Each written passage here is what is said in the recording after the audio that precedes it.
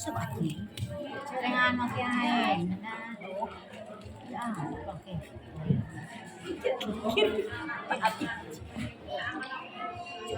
Assalamualaikum warahmatullahi wabarakatuh.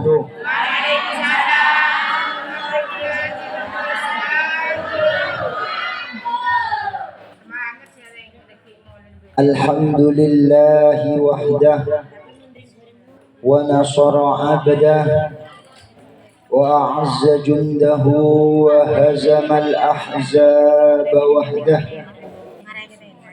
Allahumma salli wa sallim wa barik wa azim ala nabiyil karim sayyidina wa maulana Muhammadin wa ala alihi wa sahbihi ajma'in.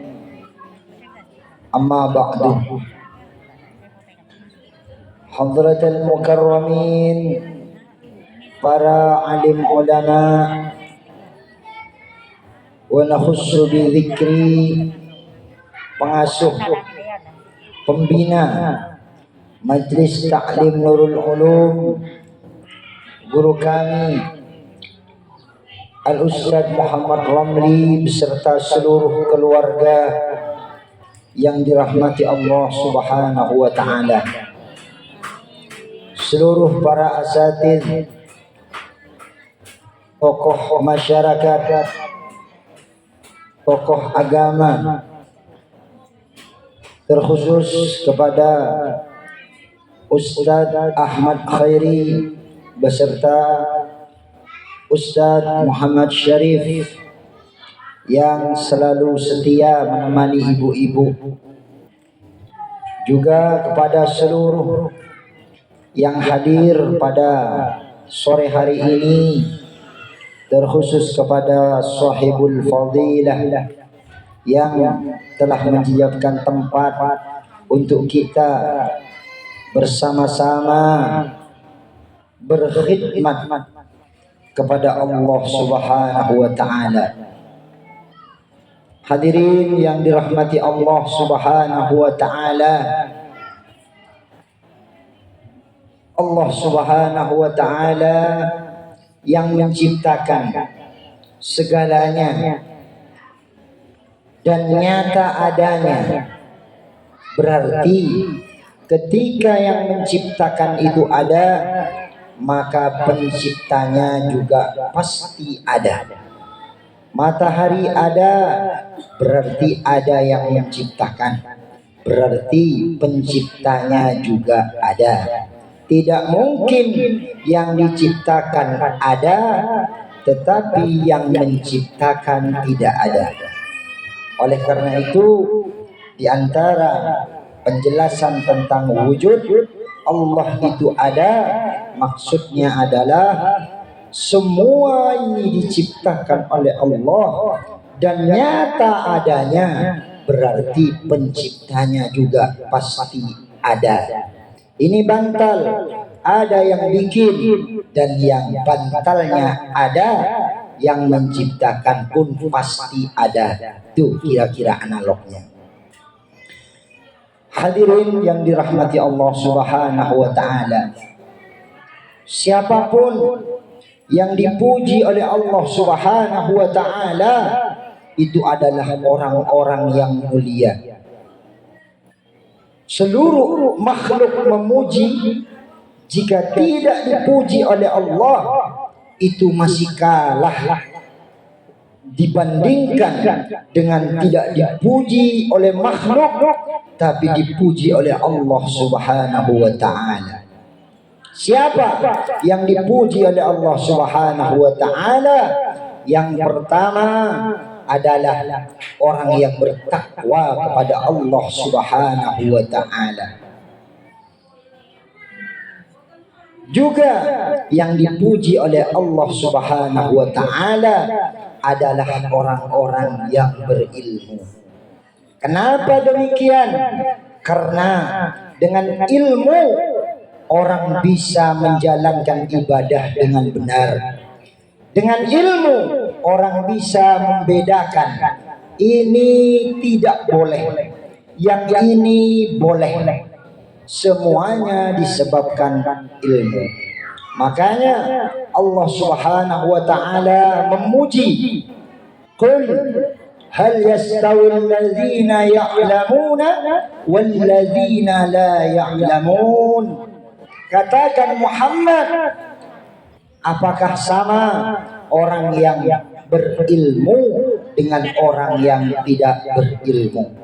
Tentu berbeda sangat jauh. Kita diajarkan oleh guru-guru kita berzikir Allah atau yang lainnya. Allah atau Allahumma sholli ala Muhammad, subhanallah.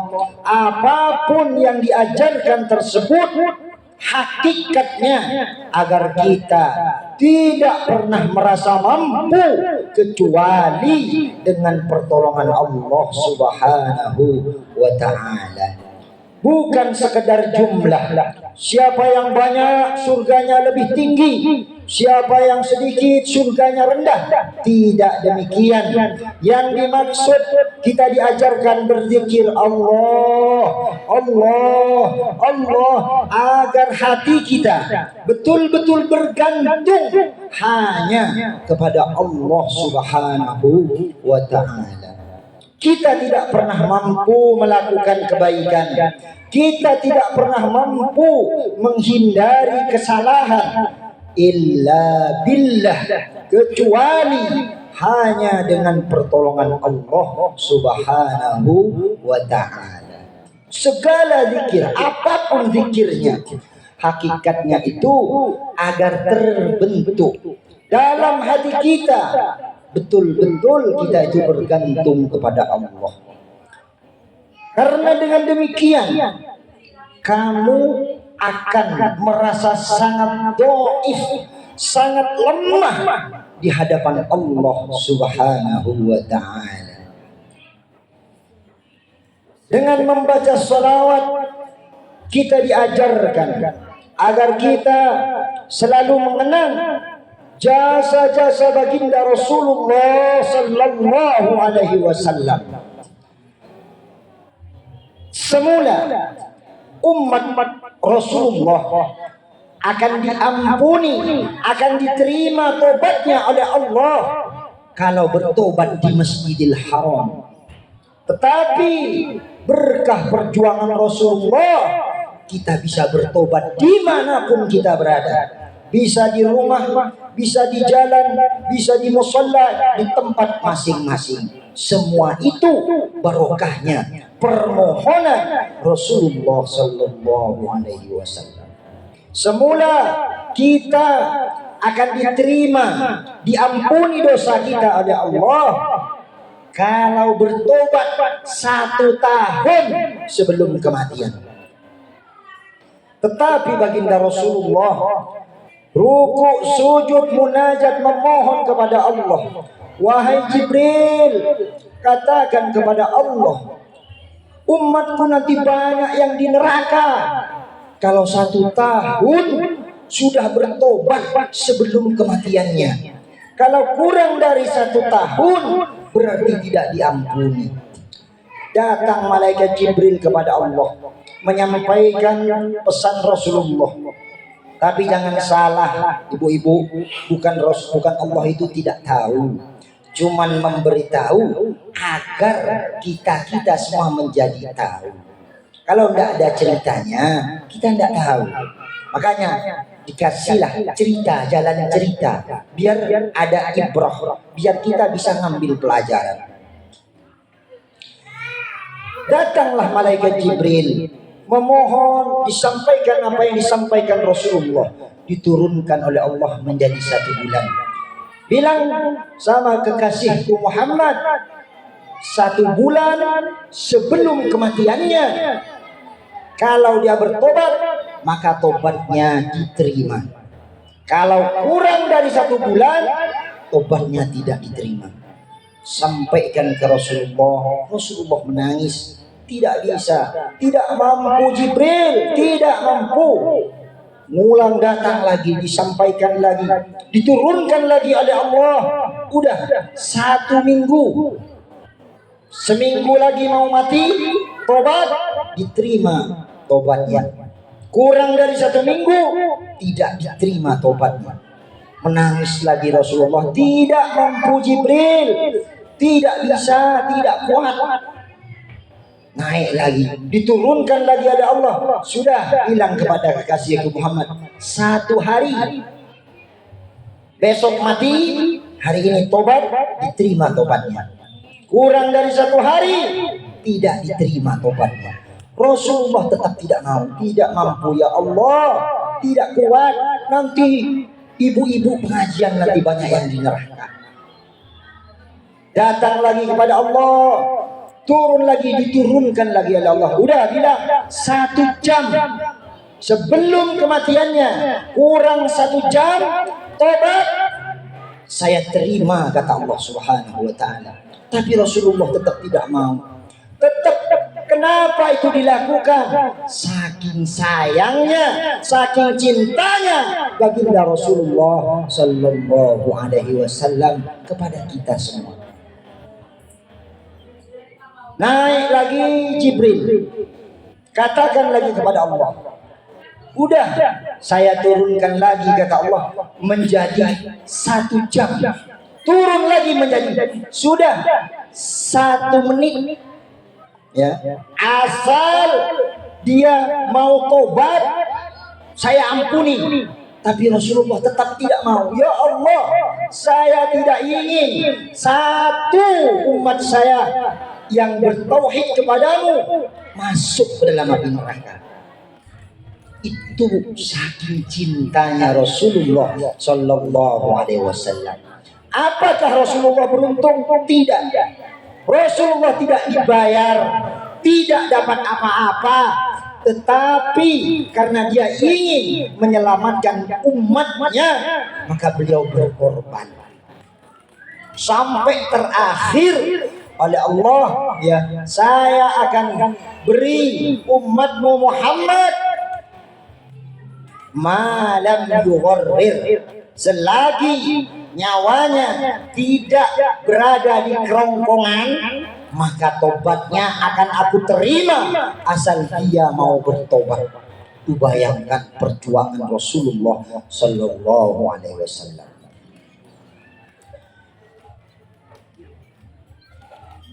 Ini semua dilakukan oleh beliau demi cintanya kepada umatnya.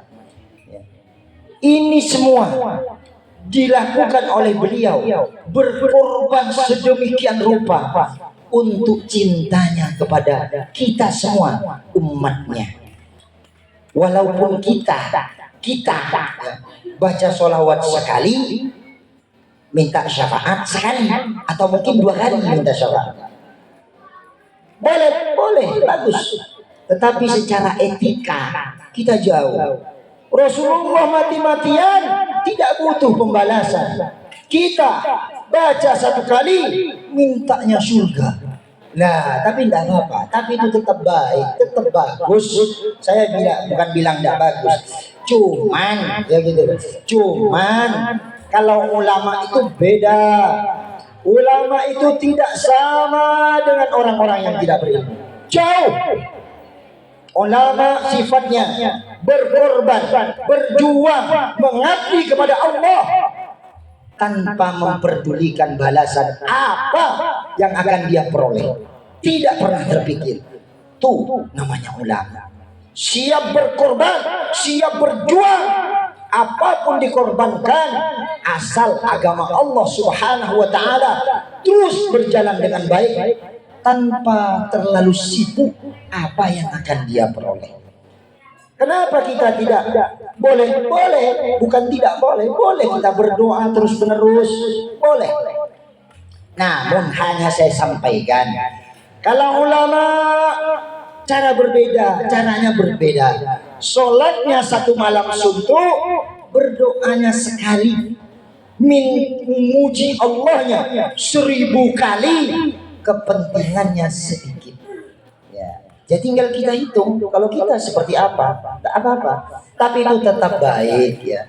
Untuk kalangan kita tetap baik. Kenapa kita harus berdoa? Karena kita itu tidak pernah bisa kecuali hanya dengan keputusan Allah atau ketentuan Allah Subhanahu wa taala. Hakikat dari doa adalah kita bergantung hanya kepada Allah Subhanahu wa taala. Jadi itu hakikatnya doa. Kenapa Rasulullah selalu mengajarkan doa? Gini doa, gitu doa, gitu doa, gitu doa. Artinya kita jangan pernah merasa mampu sekalipun hanya melangkahkan satu langkah kecuali dengan pertolongan Allah Subhanahu wa taala. Gitu maksudnya itu. Ya, diiringilah dengan doa. Setidak-tidaknya bismillahirrahmanirrahim untuk hal-hal yang kebaikan. Nah itu. Kenapa kita penting membaca salawat kepada Rasulullah sallallahu alaihi wasallam? Sebagai tanda terima kasih kita kepada Rasulullah. Ya Allah, saya tidak mampu membalas jasa agungnya Rasulullah. Jasanya tak bisa kami balas ya Allah. Maka berilah balasan yang sempurna kepada kekasih kami, pujaan hati kami, baginda Rasulullah sallallahu alaihi wasallam. Tuh kita baca sholawat. Muji ya Allah, saya tidak mampu membalas jasa besarnya Rasulullah. Ketika Allah menjanjikan wala saufa yu'tika rabbuka fatarda, nanti engkau Muhammad akan aku berikan sesuatu kata Allah yang membuat kamu puas. Apa yang diminta Rasulullah? Ya Allah, wallahi la arda wahidun ummati finnar. Ya Allah, kalau engkau memberi sesuatu sampai aku puas, aku tidak akan puas kata Rasulullah, kecuali seluruh umatku ini masuk ke dalam surga ya Allah. Tidak ada satupun dalam neraka, itu tidak ada. Itu perjuangan Rasulullah sallallahu alaihi wasallam. Tuh biar kita matang, biar kita bagus. Baca sholawat kita bisa menghayati, bukan cuman karena yang lain. Tapi boleh Pak Ustadz kita baca agar kita gampang rezeki. Boleh, silahkan. Daripada baca komik, baca sholawat saja dapat pahala, dapat kemuliaan. Tapi hakikatnya bukan itu. Hakikatnya adalah ungkapan terima kasih kita kepada baginda Rasulullah sallallahu alaihi wasallam. Ini tugas para ulama untuk menyampaikan ke umat agar umat tidak salah paham. Ketika dia berzikir, dia mengatakan Allahu Akbar. Cuma Allah yang Maha Agung. Dia sadar, ana asghar, saya ini kecil. Ibaratkan abu yang tidak bisa berbuat apa-apa. Yang agung hanyalah Allah Subhanahu wa ta'ala. Ketika dia mengatakan Subhanallah, Maha suci Allah, ay min kulli ajzin, dari segala kebutuhan, kelemahan dan kekurangan. Dia sadar ana dhaif, saya ini lemah. Keinginan saya sendiri saja tidak bisa saya wujudkan, apalagi harus mewujudkan keinginan orang lain. Kita pengen sendiri saja kita tidak bisa, apalagi mewujudkan keinginan orang lain. Yang agung, yang suci dari segala kekurangan hanyalah Allah Subhanahu wa ta'ala. Itu ditancapkan dalam hati kita ya, sehingga kita selalu ingat kepada Allah fi kulli hal, dalam segala keadaan apapun kita tetap bergantung hanya kepada Allah Subhanahu wa ta'ala.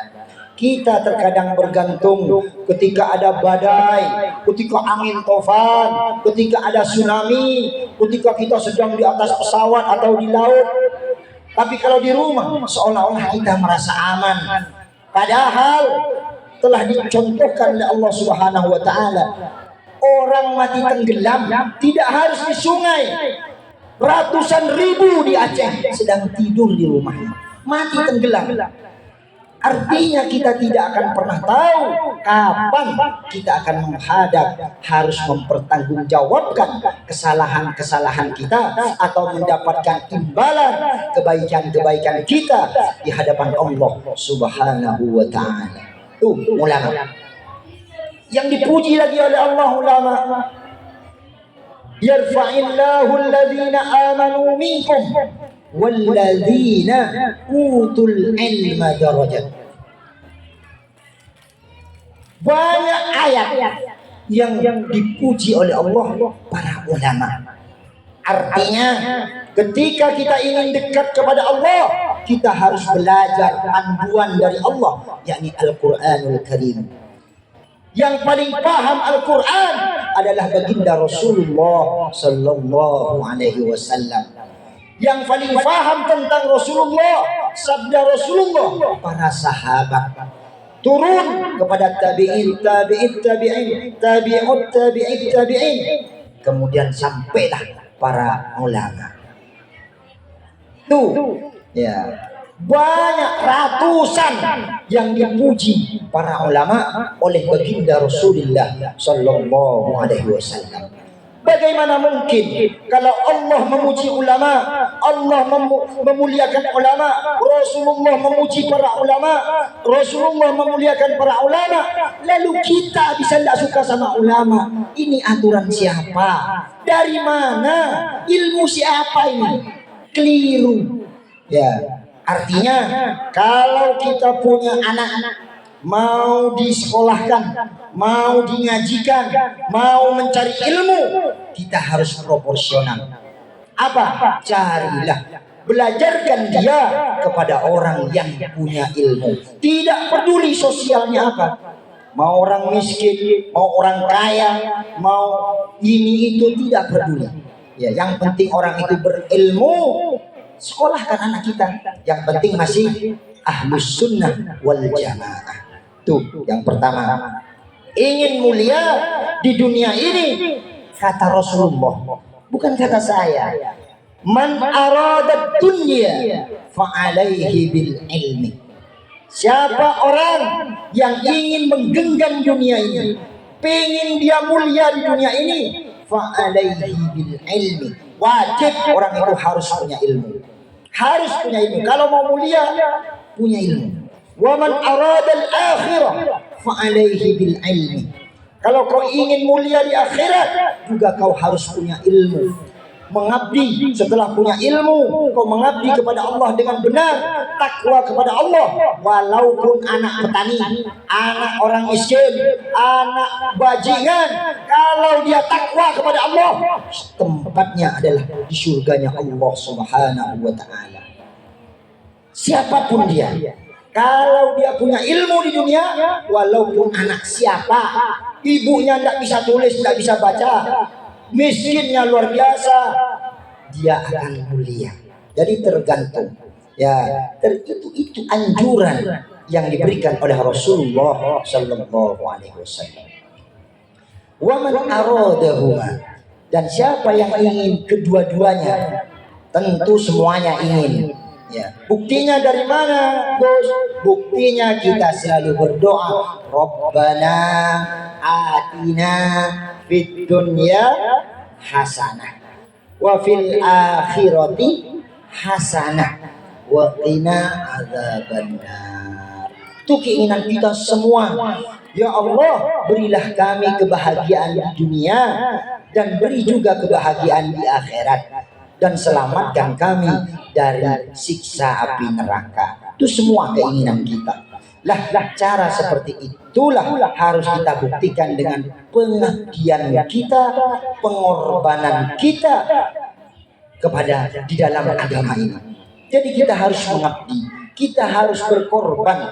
Jangan kau pikirkan apa yang akan kau peroleh dari majelis ini, ya, tapi akal yang benar, orang yang hebat, apa yang saya bisa berikan kepada majelis ini, ya, bukan apa yang bisa saya dapat. Itu namanya materialistis, ya, mikir nasibnya sendiri, ya. Tetapi kalau orang berpikir, apa yang bisa saya perbuat, apa yang bisa saya berikan ke dalam majlis ini, karena di dalamnya menceritakan tentang kebaikan-kebaikan, tentang ilmu Allah, tentang ilmunya Rasulullah, maka itu adalah orang yang bagus, orang yang mantap, orang yang sesuai dengan apa yang diperintahkan Rasulullah Sallallahu Alaihi Wasallam. Dulu sahabat pernah matur, ya Rasulullah, kami terluka, kami ada yang janda, ada yang yatim anaknya, ada yang tangannya putus kakinya. Mereka mengeluh, ya, dengan harapan agar para sahabat tadi dipuji oleh Rasulullah, oleh Allah Subhanahu wa taala. Tapi apa yang diturunkan oleh Allah? Allah Subhanahu wa taala malah berfirman.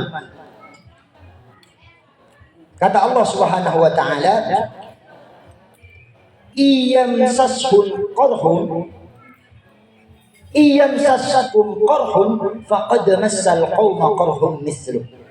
Kalau kau berjuang untuk kebenaran itu sakit, kalau kau memperjuangkan kebenaran itu berdarah-darah, luka, mereka yang memperjuangkan kejahatan juga sama-sama sakit. In takunu ta'lamuna fa innahum ya'lamuna kama ta'lamun wa tarjuna minallah ma la yarjun. Kalau kau memperjuangkan kebenaran itu susah, menderita, sakit, orang-orang yang memperjuangkan kejelekan, mempertahankan jadi bandar narkoba, dia harus berjuang.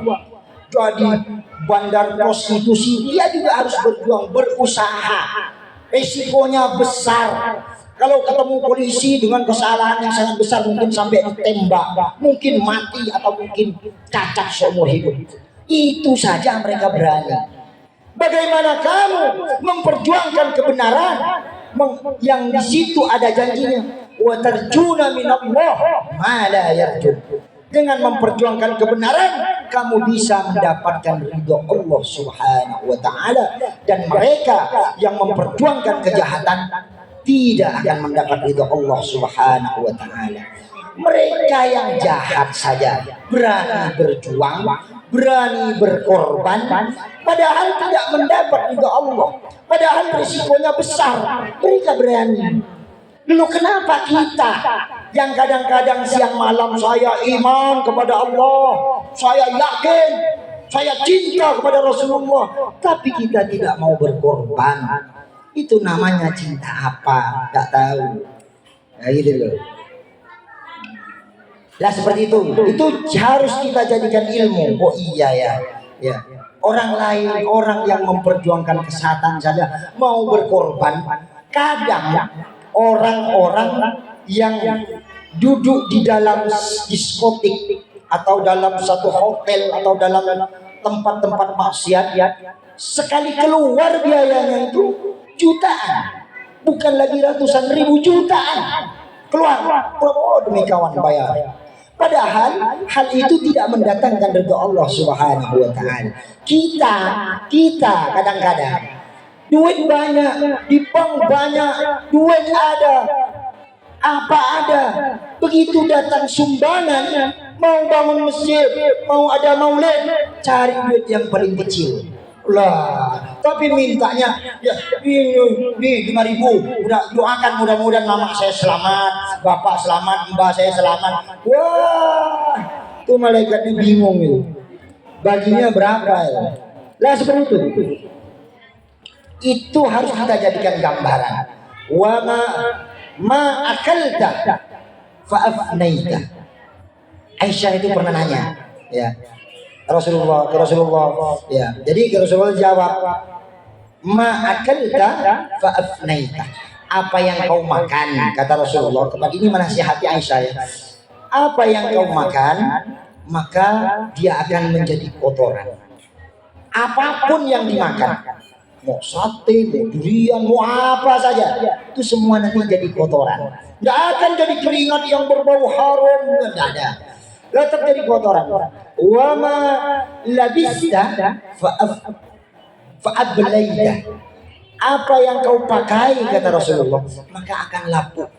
Laku.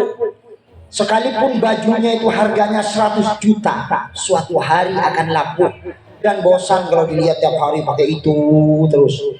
Jadi cara berpikir orang itu kadang-kadang lain-lain. Saya yang biasa saja, yang penting ganti-ganti. Ada orang yang mikir gitu. Ya, ada yang suka mahal, kan keren kalau mahal ini. Sekali jalan 100 juta, wah, kerudung sekian. Ya tapi tidak apa-apa, asal duitnya ada saja. Tidak apa-apa, itu tidak berlebihan. Yang berlebihan itu kalau memaksakan diri. Kata Rasulullah terakhir apa?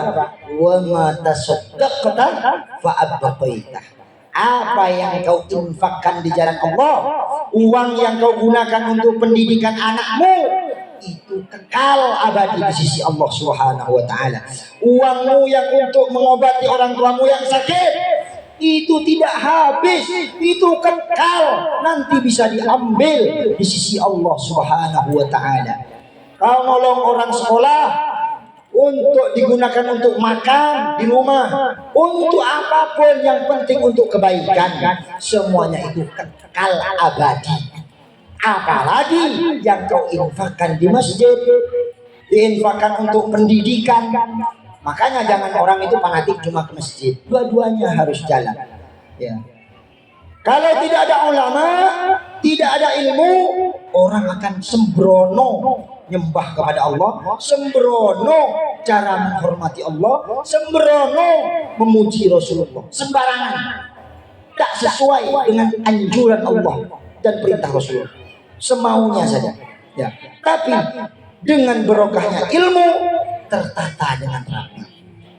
Oh, boleh Anda cinta kepada masjid, kepada orang ahli ibadah, tapi Anda jangan lupa untuk membangun pendidikan, mendukung.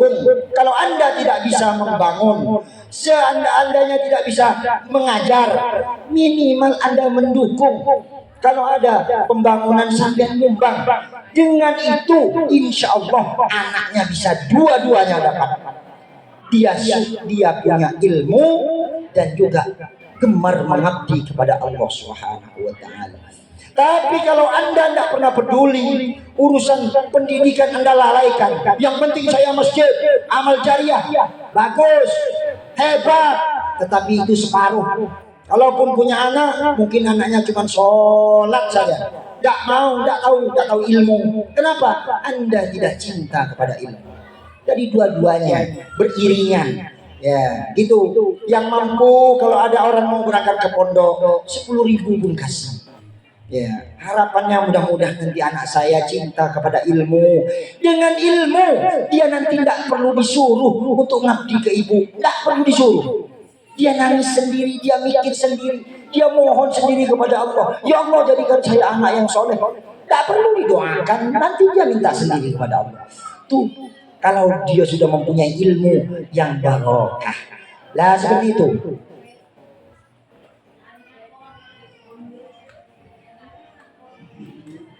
Tuh, jadi seimbang, ya, dua-duanya seimbang. Ya, jangan sampai kita cuman fokus kepada urusan ibadah, tapi kita tidak mendukung pendidikan. Ya.